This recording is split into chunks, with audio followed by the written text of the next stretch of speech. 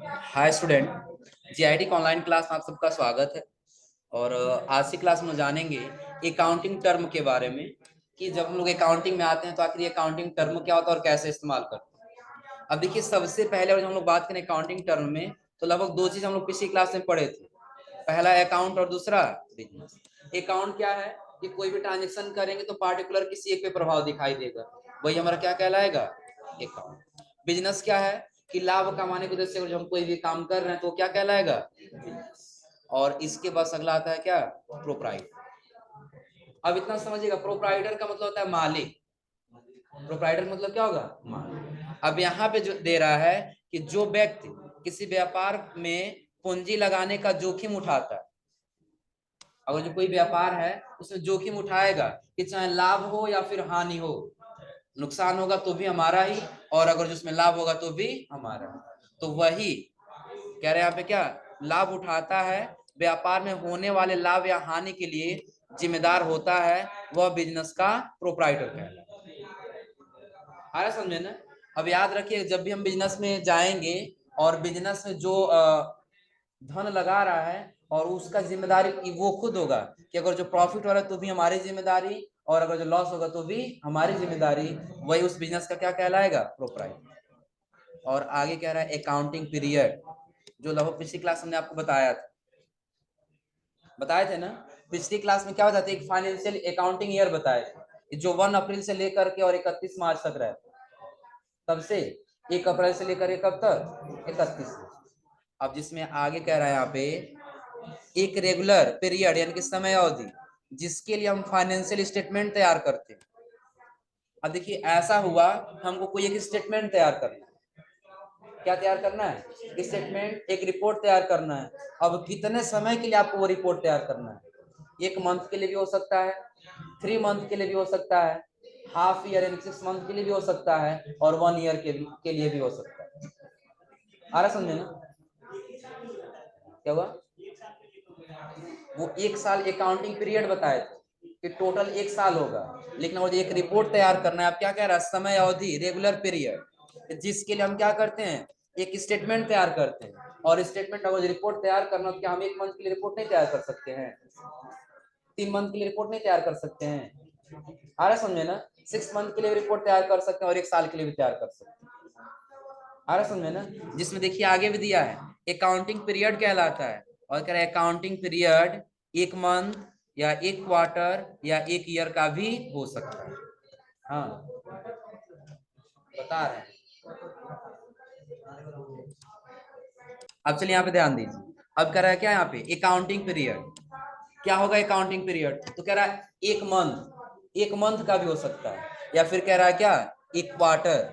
अब यहाँ पे क्वार्टर का मतलब समझिएगा, जैसे अगर हम ये ले लें कि अगर जो हमारा 1 ईयर ले लेते हैं तो 1 साल में टोटल कितने मंथ का होगा, 12 मंथ का होगा ना। अब हम मान लेते हैं कि जब भी हम काम कर रहे हैं तो ये मान लीजिए 1 साल हो गया टोटल, एक सर्कल के हिसाब से समझ लिए।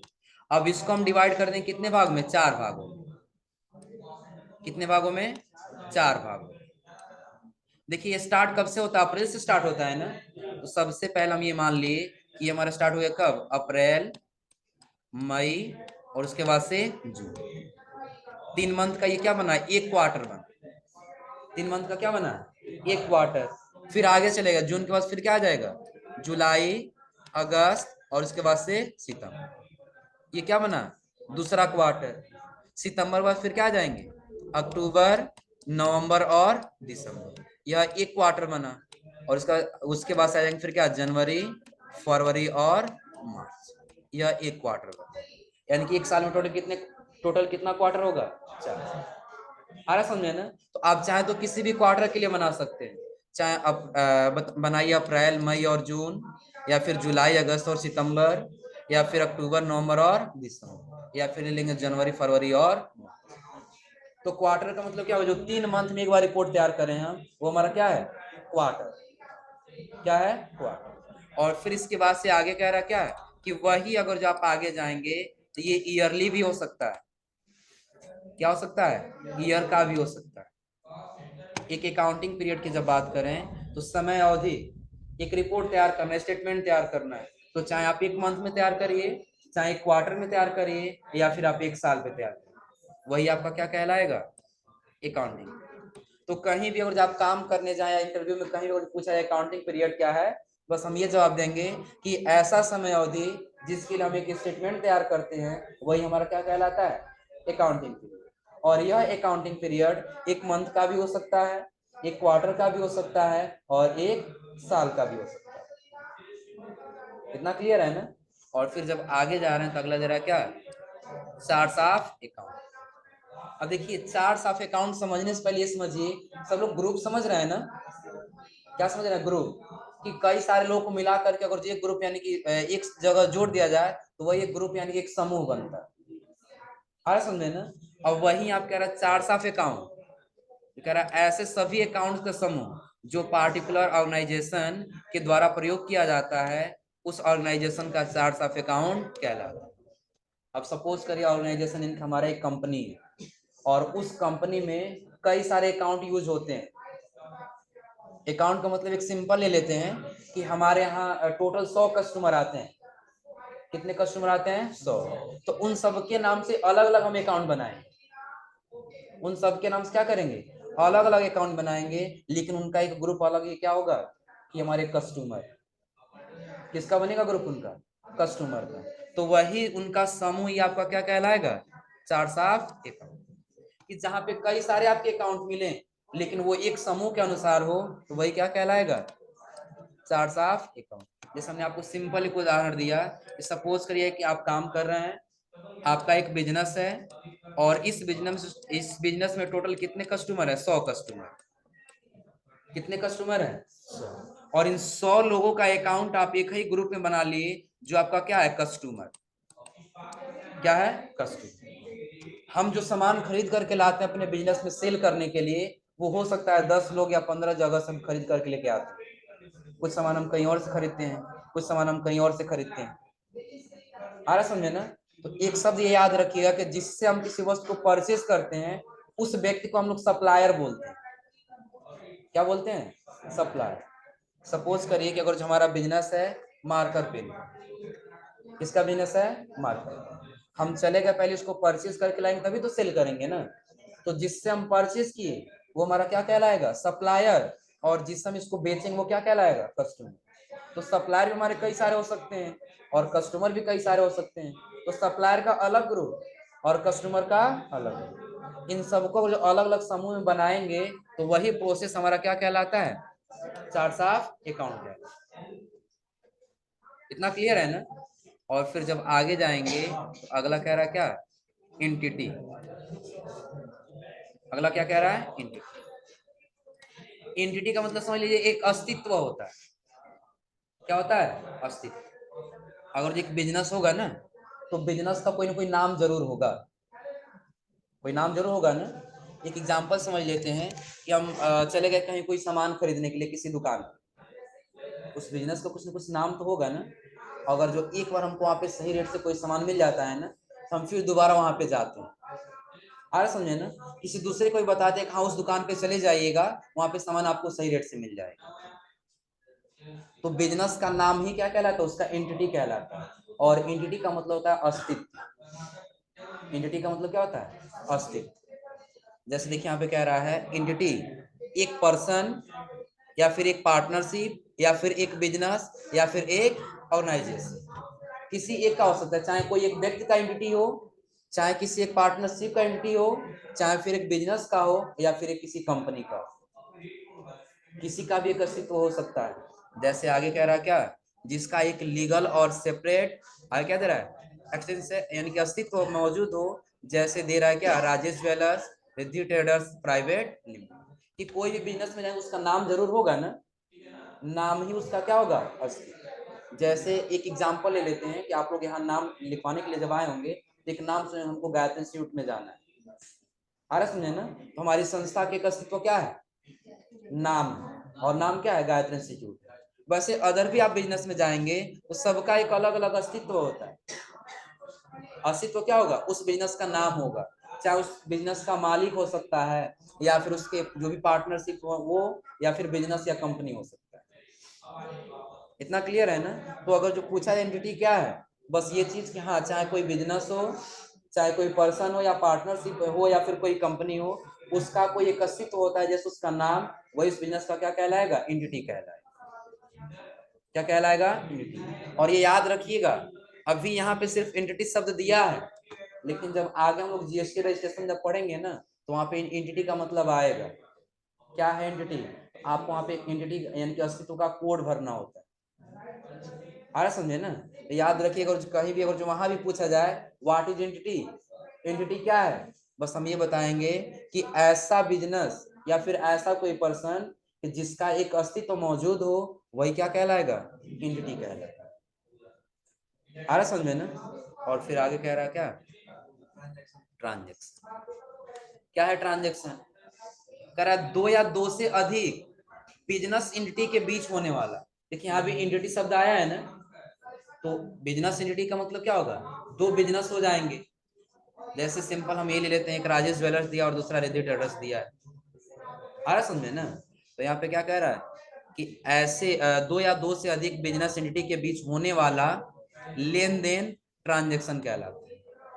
बिल्कुल सिंपल हम ये समझ लेते हैं, दो व्यक्ति हो और दो व्यक्ति अगर जो कुछ परचेज और सेल कर रहे हैं ना, उन दोनों के बीच में जो प्रोसेस हो रहा है वही क्या कहलाएगा, ट्रांजेक्शन कहलाएगा। क्या कहलाएगा, ट्रांजेक्शन। तो यही कह रहा है ना कि अगर जो दो बिजनेस एंटिटी है और उनके बीच अगर जो लेन देन हो रहा है, तो वही क्या कहलाएगा, ट्रांजेक्शन कहलाएगा। और आकर ट्रांजेक्शन एक ऐसा इवेंट है जिसकी कुछ वैल्यू हो और जो दो या दो से अधिक बिजनेस एंटिटी के बीच इन्वॉल्व, कि कहीं भी अगर जो कोई ट्रांजेक्शन हो रहा है ना, तो उसके बीच कुछ न कुछ वैल्यू जरूर हो, वैल्यू यानी कुछ न कुछ अमाउंट जरूर हो, और उस अमाउंट के साथ साथ दो बिजनेस जरूर इन्वॉल्व हो, दो बिजनेस एंटिटी क्या हो, जरूर इन्वॉल्व हो, वही क्या कहलाएगा, ट्रांजेक्शन। अब ऐसा तो नहीं है कि हमारा एक बिजनेस है तो हम अकेले ट्रांजेक्शन कर ले जाएंगे, जब तक किसी से खरीदेंगे नहीं तब तक किसी से सेल करेंगे, हमारा कोई ट्रांजेक्शन नहीं। जब दो बिजनेस मिल जाएगा, चाहे आप किसी से परचेस कर रहे हो या फिर आप किसी से सेल कर रहे हो, तो दो व्यक्ति अगर जो परचेस कर रहे हैं तो भी दो व्यक्ति हो जा रहे हैं, एक हम और जिससे दूसरा खरीद रहे हैं वो, दो व्यक्ति हो गए। और वो जो सेल कर रहे हैं तो भी दो व्यक्ति, एक हम और दूसरा जिससे सेल कर रहे हैं, तो दो बिजनेस के बीच में लेन देन हो रहा है ना, तो यही लेन देन ही हमारा क्या कहलाएगा, ये क्लियर है ना। और आगे कह रहा है जैसे जैसे आप कह रहा परचेज ऑफ गुड्स, कि आपने गुड्स परचेज किया, कोई आपने वस्तु क्या किया, परचेज किया, तो दो व्यक्ति इन्वॉल्व होंगे कि नहीं होंगे। परचेज करें तो क्या ऐसे किसी किसी से थोड़ी परचेज कर लेंगे, कुछ ना कुछ कोई ना कोई होना चाहिए ना। कोई व्यक्ति है, उससे हमने परचेज किया, दो व्यक्ति। कह रहा रिसिप्ट ऑफ मनी, किसी से हमने पैसा रिसीव किया, वो भी क्या होगा, दो व्यक्ति के बीच में ही होगा ना। रिसिप्ट यानी किसी से पैसा पाना हो, हम किससे पैसा पाएंगे, जब कोई व्यक्ति रहेगा तभी तो, वो हमारा क्या कहलाएगा, ट्रांजेक्शन, जो दो व्यक्तियों के बीच में हो। और आगे कह रहा क्या, पेमेंट टू क्रेडिटर्स, जो अभी हम बताए हैं कि जिससे हम गुड्स परचेज करते हैं उसे हम लोग सप्लायर बोलते हैं। क्या बोलते हैं, सप्लायर। लेकिन अकाउंटिंग के भाषा में उसको क्रेडिटर्स बोलते हैं। क्या बोलते हैं, क्रेडिटर्स। यानी कि ऐसा व्यक्ति जिससे आप कोई गुड्स परचेज करते हैं, उसको वैसे नॉर्मल भाषा हम लोग सप्लायर बोलते हैं, लेकिन जब अकाउंटिंग लैंग्वेज में आएंगे तब उसको क्या बोलेंगे, क्रेडिटर्स। पेमेंट किसको करेंगे, जैसे हम कोई गुड्स खरीद रहे हैं उसी को ना, परचेज किया अपने सप्लायर को, और उसी को हम क्या कर रहे हैं, पेमेंट कर। इतना क्लियर हो रहा है ना, कि जिससे आपने कोई गुड्स खरीदा और यदि आप उसको पेमेंट कर रहे हैं, तो भी कितने व्यक्ति इन्वॉल्व है इसमें, पहला तो हम और दूसरा जिसको हम पैसा दे रहे हैं। और आगे कह रहा है कोई भी ट्रांजेक्शन कैश ट्रांजेक्शन, क्या कह रहा है, कैश ट्रांजेक्शन या फिर कह रहा है क्रेडिट ट्रांजेक्शन हो सकती है। कैश का मतलब तो सबको पता होगा नगद, और क्रेडिट का मतलब हो जाएगा उधार। क्रेडिट का मतलब क्या होगा, उधार। जो ट्रांजेक्शन हो रहा है कहीं हो सकता है कैश भी हो सकता है या फिर कहीं उधार भी हो सकता है।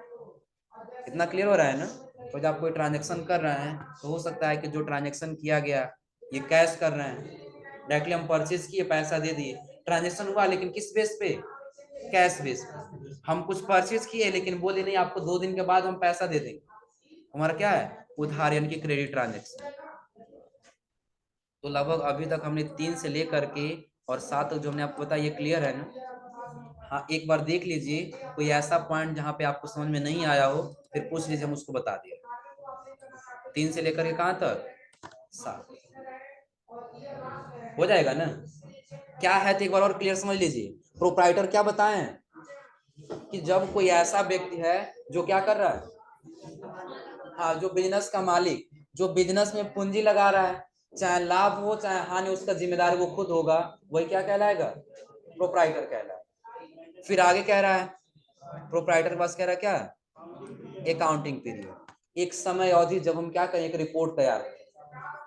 क्या तैयार करेंगे? रिपोर्ट। अगर जो हम काम कर रहे हैं, सपोज करिए आपका बिजनेस है, तो आप एक रिपोर्ट तैयार करेंगे ना कि एक महीने में कितना लेन देन हुआ है।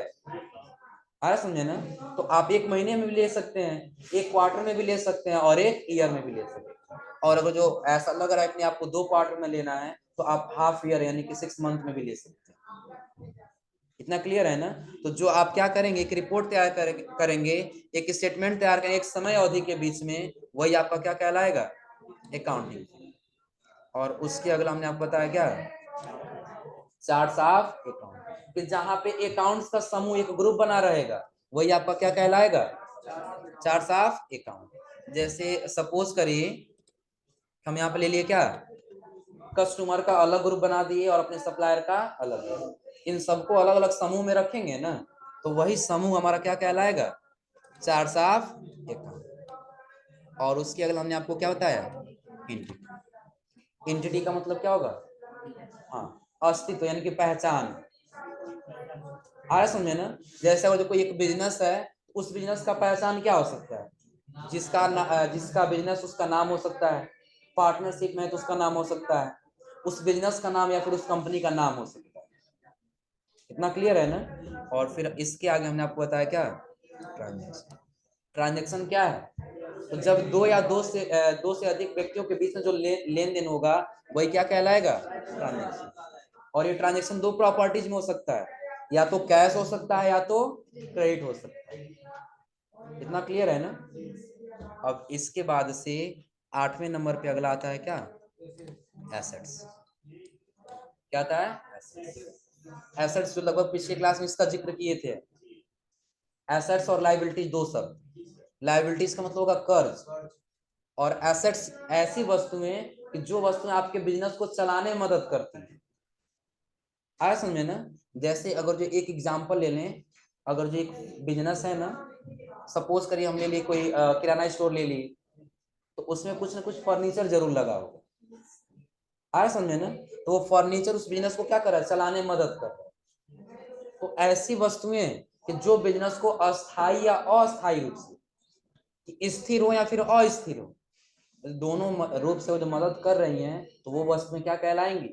एसेट्स कहलाएंगी। इतना क्लियर है ना? अब देखिए आप कह रहा है वे सभी वस्तुएं जो अस्थायी या अस्थायी रूप से बिजनेस को चलाने में मदद करती हैं, एसेट्स कहलाती हैं। ऐसा बिजनेस है जो क्या कर रहा है? आपके बिजनेस को चलाने में मदद कर रहा है, वही क्या कहलाएगा? और ये एसेट्स 2 प्रकार का होता है। कितने प्रकार का? जो पहले देखिए दिया है क्या? फिक्स, और दूसरा करेंट।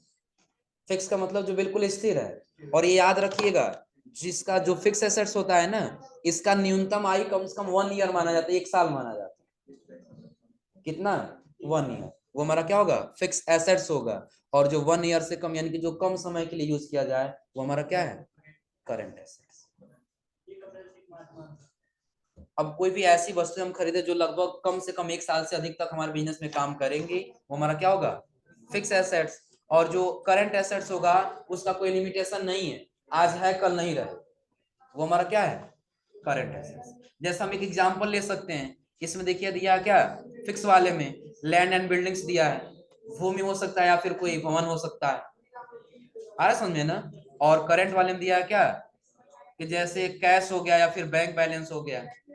हो सकता है कि आज आपके पास 10,000 रुपए है, और आज ही आप चलेगा अपने सप्लायर से 10,000 कोई सामान खरीद लीजिए, 10,000 जो आपके पास था वो क्या हो गया? चला। आ रहा समझे ना? हो सकता है आज आपके पास 10,000 है, प्लस आपके पास कुछ गुड्स भी पड़ा हुआ है, और आप क्या कर दिए कि 5,000 में या 10,000 किसी कस्टमर से सेल कर दिए, आपके पास और पैसा आ गया। तो चाहे आप बैंक में लीजिए या फिर आप कैश लीजिए, ये दोनों का बैलेंस बराबर क्या होगा, लगातार घटता बढ़ता रहेगा। वो आपका कौन सा एसेट्स कहलाएगा, करंट एसेट्स।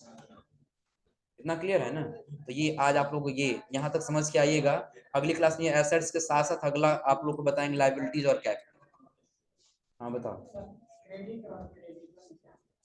देखो क्रेडिट जो है ना वो एक उधार बेस हो जाएगा, और जो क्रेडिटर्स हो जाएगा वो सप्लायर का वैल्यू हो जाएगा। सप्लायर का, जिस हम किसी गुड्स को खरीदते हैं। डेबिट क्या है कि जैसे ऐसी वस्तु जो हमारे बिजनेस में क्या स्थिर है, सपोज करिए हम ले लेते हैं एसेट्स। एसेट्स जब हम खरीदेंगे तो अगर हमारे बिजनेस में आएगा तो वो डेबिट बोलेंगे उसको, और दी जाए तो उसको क्रेडिट बोलेंगे, हम ये कह सकते हैं। और अगर जो डेबिटर्स और क्रेडिटर्स की बात करें तो डेबिटर्स हमारा कस्टमर होता है और क्रेडिटर्स हमारा सप्लायर होता है। अरे समझे ना, ये शब्द अभी आगे मिलेगा, जैसे नीचे भी आएंगे ना, इससे मिलेगा डेबिटर्स क्या और क्रेडिटर्स क्या।